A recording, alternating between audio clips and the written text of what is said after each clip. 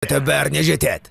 Егер оның күшін иемдене алсақ, жер біздің қарамағымызға өтеді.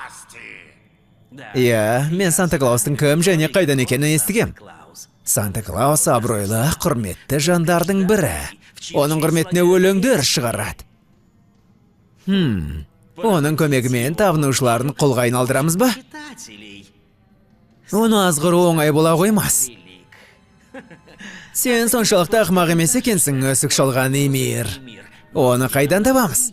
Егер мен қағыс естімесем, ол Альвехеймдегі киелі эльфтердің патшалығына барып тұрақтапты.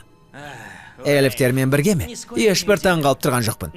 Ол сен айтқандай құдіретті болса, біз мұндай күшті қолға қалай түсіреміз? Айтшы. Қобдишадан айырылып қалдық, бірақ басқасы да бар ғой. Бұл көне күш қуат қобдишасы. Ол өзгелердің күш қуатын алып басқаларға береді. Ол Йольнир сияқты Альвехеймді екен. Тамаша.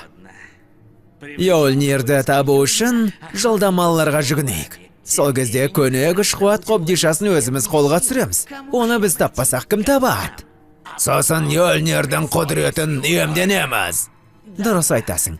Онда Санта-Клаусты іздеп, жолға шығайық, достым.